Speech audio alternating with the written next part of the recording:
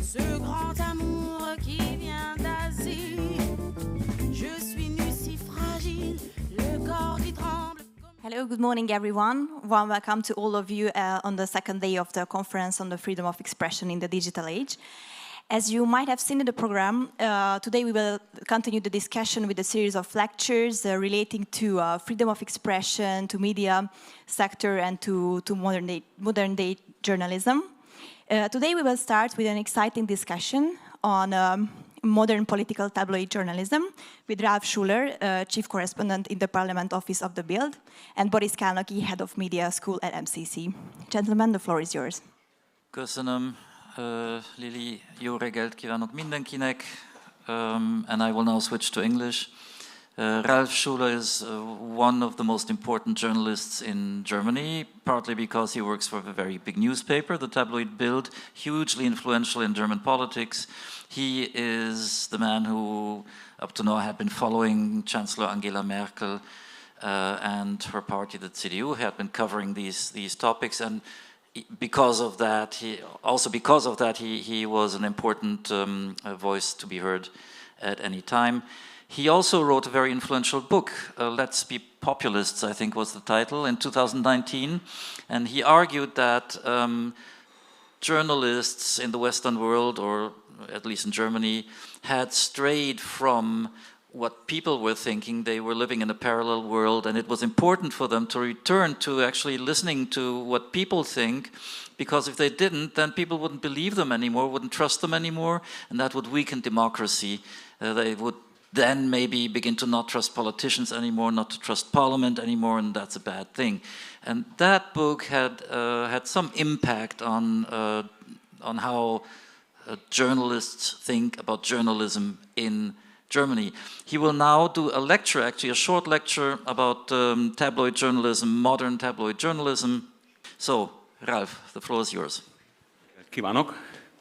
Sajnos csak egy kicsit magyarul beszélek, gondolom, hogy jobb, ha angolul beszélek. I made it a bit more lively, so shocking, students forced to learn all about the yellow press. So let us start for our search for a definition of tabloid journalism, and with a practical example that is more fun and it's quite appropriate. The above headline offers emotions, shocking, accentuates, forced to, although I hope some of you are voluntarily here, and it mildly exaggerates, learning all about, and it's the pure information. The lecture on tabloid journalism is happening after all. So that explains a bit how tabloid journalism works. So I can hopefully show you our today's copy. And that is how it's looked like in practical.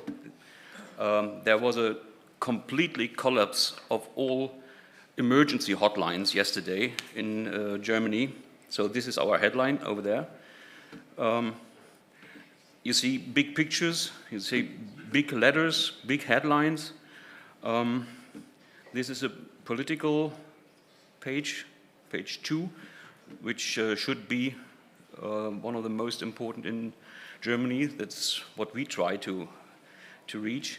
There's a struggle between the corona concepts of the CSU chef, Markus Söder, and the maybe next Chancellor Olaf Scholz from the Social Democrats, and that we confronted the concepts of those both politicians and some other nice news. This is how the candidates for the new leadership in the Conservative Party are struggling, and that is the one I have to talk to afterwards.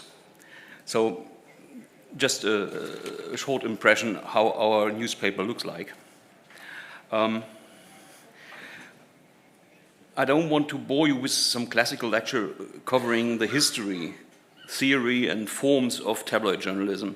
However, briefly thinking about the definition of tabloid or yellow press is helpful in order to understand its function and its political significance. Tabloid journalism basically employs three techniques: personalization, accentuation, and exaggeration, and a close approach to the subject matter.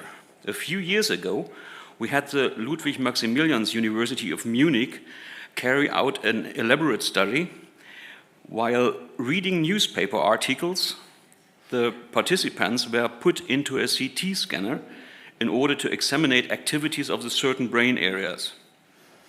Abstract concepts such as global trade, free market economy, or humanism lead to brain reactions in a much smaller group than other concepts do. This is one of the basic thing of tabloid journalism. You always have to attract people. You don't be a chronist of the things happen. You have to attract people. This is not as common as some maybe think. The reactions are also less intense than in case of concrete or even personalized information. The Middle East continues to ferment, maybe a headline like this, includes almost no images, no associations, instead of Netanyahu calls Abbas a liar. However, triggers much stronger and clearly measurable activities in the brain. That's what we learned from the study. The reason is simple. The average news consumer knows Netanyahu, has his image in mind, and the term liar has an obvious emotional connotation. It leads to reactions and an interest in learning where and how he has lied. So this is an instance of personalization and accentuation. The third feature of tabloid journalism, getting very close to the subject of the report, is primarily used to make concrete and ideally tangible connections between the abstract states of an affair and the life of the medium of the user. For example, pensions rise by 4.3%. It's very common in the news everywhere on the world. But the point is,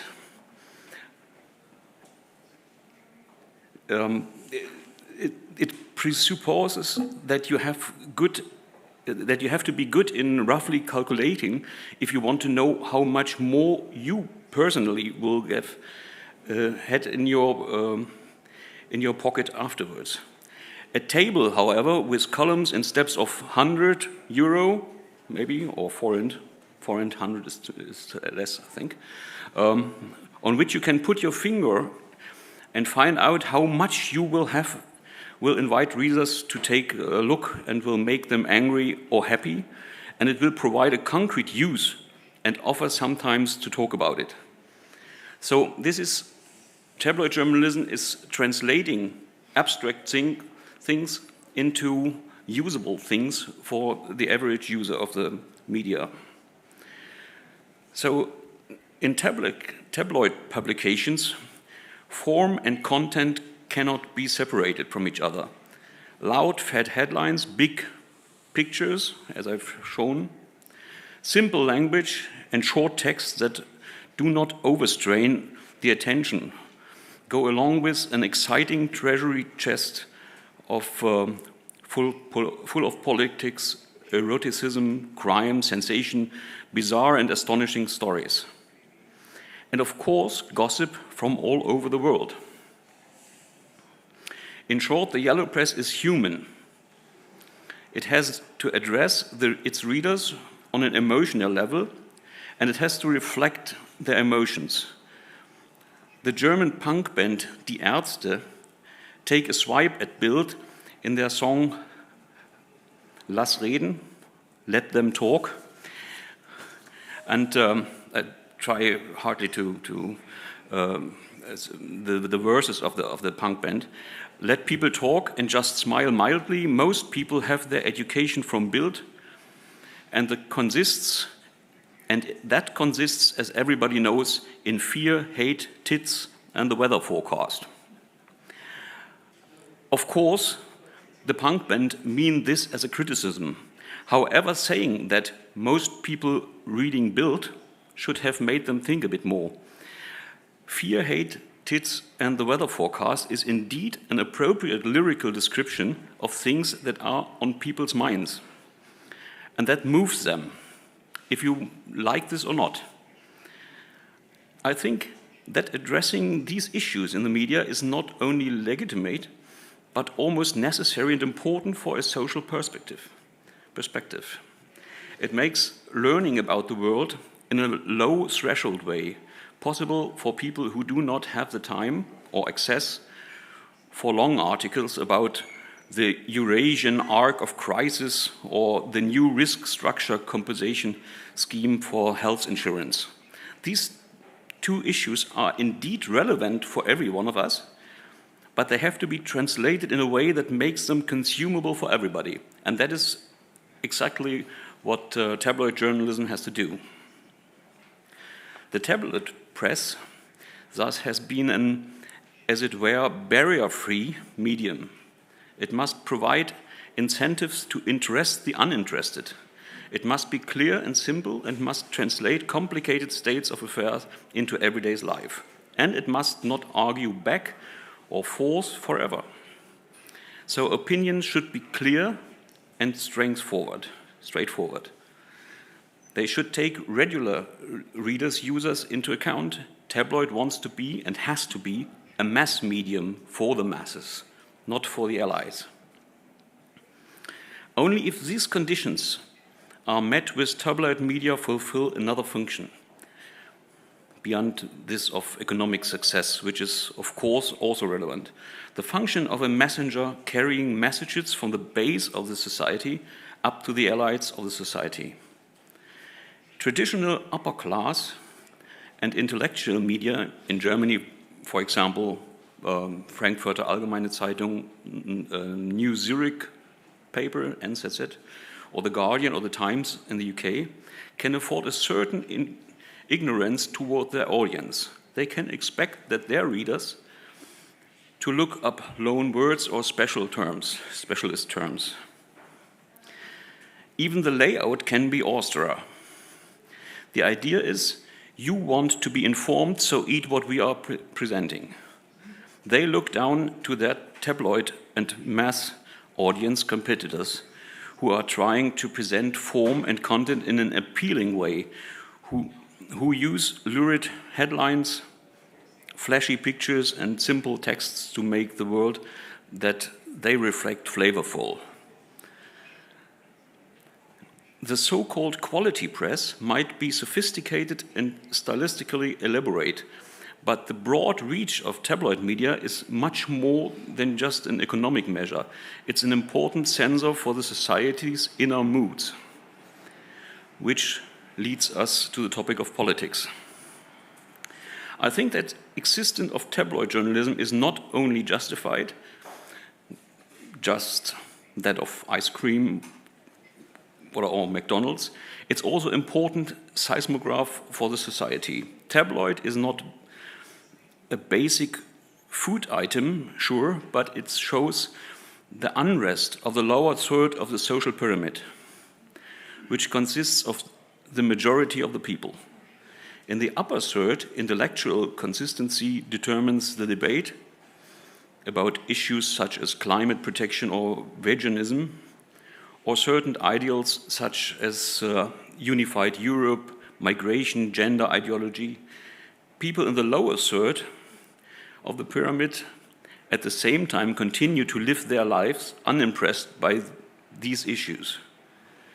They fly to Mallorca, eat their steak, and laugh about people who make up new genders and new identities. So tabloid journalism is an ambassador between those both worlds. Ideally, it makes sure that there is no break between them, because the lower third does not find itself represented in the media background of the intellectual media.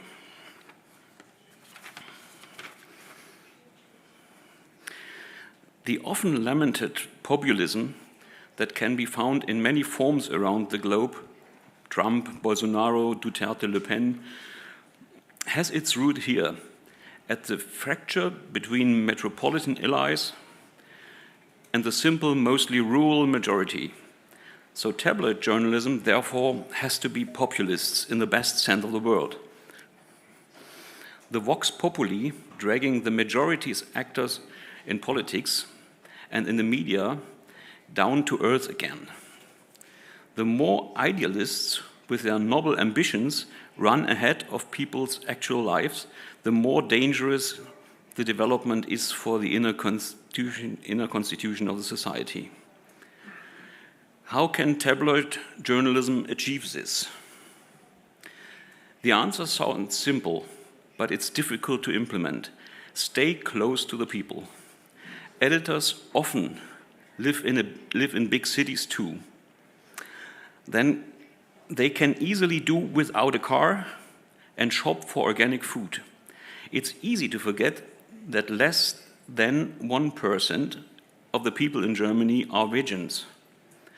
In the tabloid media, things are not newsworthy because they have happened, but because they are sensational, attractive, or astonishing. The duty of the tabloid media is not to be chroniclers, which often means to be boring. If you think something is so important that you must report about it, you have to translate, sensationalize, or abbreviate it. Or put it in a nutshell, thus showing how it's relevant for the lives of the supermarket cashier or the lorry driver. If it's not, you can do without it. Recent tendencies in Georgian reverse glass paintings we'll leave for others to cover. So, some people might object, it's you, the tabloid media, who constantly make a ruckus about something that would otherwise not have been a problem. So the usual accusation is tabloid media are constantly stirring something up, manipulating public opinion. I would like to definitely object to this view. You can't make a fire without embers. Tabloid media cannot create moods that don't already exist. And vice versa, you cannot talk people out of their beliefs. That would even work less today in the internet age. It just doesn't work. If you are old enough to remember the Eastern Bloc, I am unfortunately old enough, you will also remember that people in the East did not believe the ideological rubbish of the party and the state leadership, despite the complete coordination of the media. Most people didn't even want to read about it. According to the state media, the wealth of the socialist state kept growing and growing. But everyday's life told a different story. Someone who accuses tabloid media of manipulating people's public opinion basically thinks that people could be kept calm by the media deliberately avoiding reporting about certain issues, because people are too stupid to acknowledge reality. That's not only cynical, but also wrong and dangerous. We at Bild are sometimes accused of promoting xenophobia for agitating against foreigners, for instance, when we report on crime committed by immigrants.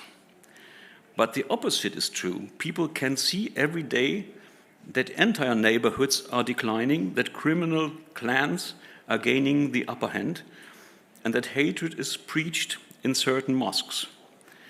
If these issues are not covered in the media, people become more and more suspicious that they are being duped. Most people understand what it means when a police report says fight between extended families with knives. This is a certain description in Germany, which is often used to avoid to say it's a Syrian or Arabian clan. The key word here is inner truth. The stories in tabloid media must have an inner truth. Officially, everybody with a German passport is a German. Full stop. At the same time, everybody knows that most of the participants of such conflict with knife have a migration background. It's our task to address such issues. Social peace can only grow on the basis of truth, not on facts that are covered up. In this sense, the tabloid press often stirs up debates and causes controversies, and this is a good thing. However, for this, we cannot expect to win journalism awards and the applause of the politicians and political parties. But we do our job. So that's what I wanted to say. Allow me to ask you, Ralf. I think we have time for a little bit of discussion between the two of us. Do you get any Flak, another nice German word that is also quite popular in English? Do you get any political criticism, you personally, for the work that you do in Germany? The politicians criticizing us? No. Do you get criticism in the sense that you're right wing, proto-fascist, immigrant hater? Well, this is good to know for everybody who is looking at the German media scene, that the situation is completely different from other countries who haven't our history with the Nazis, National Socialists.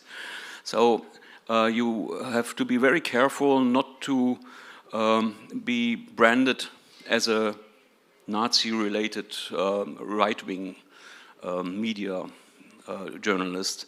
And this is always a special mood instead of other countries. So the problem is to address things that are addressed from right-wing parties too, because they are real, and not to build a kind of second reality. And this is what we try to do. And how do you see the German media landscape today? Is it changing in any significant way? It's changing in a way that it's going to be broader, much broader, because we have a lot of online journalism. We have blogs, which are quite powerful. We have podcasts coming up, and so everybody who is who feels not represented in the common media has enough opportunity to change. And that is also sometimes dangerous, because some of those circles create their own reality, create their own truths and their own information. And this is not always good for bringing society together or to discuss things, because some of them are quite closed shops. One thing that happened recently is that your company, Bild Zeitung, started a TV channel, the tone of which is completely different from what anyone else, any other television in Germany does. Would you describe what you do there? Not you personally, but... I'm part of the TV channel in reporting and moderating and something like this. But we try indeed to transform tabloid journalism from the print to the TV channel in the way I described it. We don't cover things because they have happened. Instead of, they are interesting and they are sensational and they are big enough to be covered. And we don't try to use too hard forms. So there is no TV show at 8 o'clock, and we have to fill it with all the things that happened. So we start our show if something happened, and our reporters have to be at the spot of the theater in maybe 15 minutes instead of the big TV channels, which have a lot of teams and need hours to be on the top of the news. So we try to be faster, we try to be harder, and we try to be more entertaining in the same time.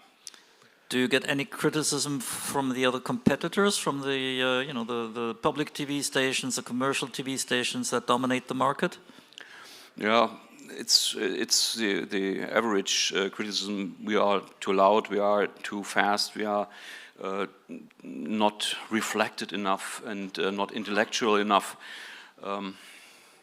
We try to reach decent people, I think, and we try to make not big shows instead of mixing up all the things that are important for the average people. So the criticism is a kind of honor to us. Finally, before we go to viewers' questions, looking back to the launch of your book in 2019, Let's Be Populist, where you reflected what was going on, you reflected about what was going on in the German media, and you formulated theses that, what should we do? Did that have an impact at all on journalism in Germany, the way journalists think about their work? Because I think I can see some changes in these last maybe 1.5 years, especially at Die Welt, for instance. Maybe it has an impact. The most influential impact is the competition between media, and we all have to fight with decreasing numbers of copies and lower incomes for the media houses, and so we at Bild and at Springer Media, we try to deal a lot more with video clips, with simple simple stories. We try to use every channel, we try to use social media channels, and to be much broader on all these mobile devices, and this is, I think, trend-setting for the media branch. Ralf, thank you. I know you have a conversation up online with a German politician, so we need to be short, but I see you gesticulating. Eva, what are you trying to tell me? Viewers' questions. I see that there is no question, so we should go on talking between them. You can ask questions, you can raise your hand and ask questions if you feel like it, okay? But if not, we will just go on talking. So this style, this tabloid style, to transfer it onto TV, is it working? What about viewership? The problem is to measure the real spreading numbers, because we are not only transmitting via a traditional TV channel, we are on YouTube and we are on our own homepage and we are on Facebook at the same time, and so we reach much more people than some traditional TV channels, but you can't mix those figures together. In the official statistics, we only had a system using 5,000 typical TV users, and if they choose Bild TV, Bild Live, they are counted, and that's the only thing we count.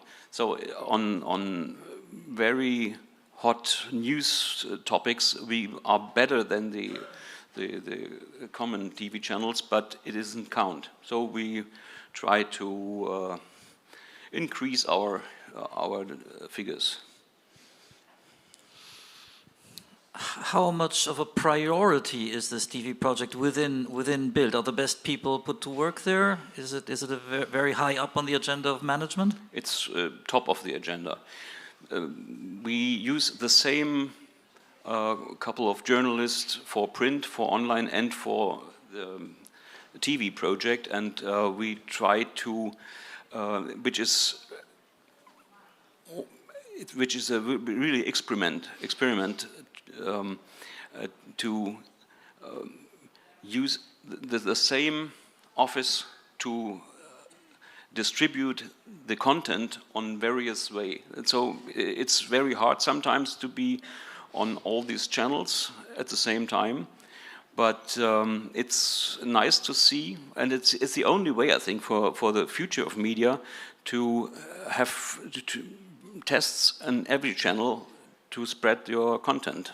You can't rely on that print will last for the next 100 years. So you have to test anything what is may working, and if it's not working, you have to change it. Right, you know, we have a room full of students here. Some of them are, in fact, media students. I would suppose that not even one of them is planning to become a tabloid journalist. In fact, I think it's an old joke in German media, you know, don't tell my mother I work at Bild. She thinks I'm a pianist in a bordello. What would you tell young people? Is it worthwhile to go and work as a tabloid journalist? Or what was your path towards the job you hold now? Well, I worked, I think, 20 years for classical newspapers. And then I got a phone call from Bild, and I planned a lot of things to make my career, but I didn't plan Bild. And then I had a look inside of the technology and inside of the office, and I was really impressed on the professionality, on the fastness, and the you have to be always the first. You have to be nearer on the topic, and this is really what you should focus on as a journalist. And I was impressed and tried it, even though I wasn't sure if I am able to write in this short way. I won a journalist award in 1993 with I think 300 lines on a big report, and this was what I was thinking is real journalism, to be a novelist in a shorter way. So if you change to tabloid journalism, you have 15 lines to cover a whole political topic, and this is quite more difficult than writing 300. All right, good. We have an actual bona fide question from a student. Go on. Tendencies in Hungary show that everyone tries to achieve objectivity in media. And would you agree with the statement that tabloid journalism forces you to pick a side? Because if we have a news like gas prices increased by 40%, let's say, so you can put that with red letters, you can say that gas prices increased with 40%, or you could also say that gas prices only increased by 40%. So here you're forced to pick a side at some sort, and in some way, tabloid journalism is very honest, because just by reading the titles, you see what's the intentions of the newspaper are indeed. So would you agree with this? And how do you see this this big goal for objectivity in journalism? Is it something real that we can achieve? What's your thoughts on this? Well, the point is, in my opinion, the inner truth. If energy prices are rising, you have to face it and you have to cover it. If you only have a part of the energy prices, maybe only electrical power or only gas or something like this, you have to be, you have to know more about the topic than common journalist, because a common journalist can on 100 lines describe that it's complicated, and we got some gas from here, and we get our power from atomic power stations or something like this, and makes up a broad landscape of information. So on tabloid journalism, you only have a few lines and you have to be on the point. And that's why you have to understand the topic you're writing of exactly, and you should not be a millimeter beside the track. So you always think over if this what you cover and but what you publish in big lines is the inner truth of the conflict, or is it something somebody wants you to show or to know, or is it a part of a big lie? So I think the big line should always be on the point, and it's much more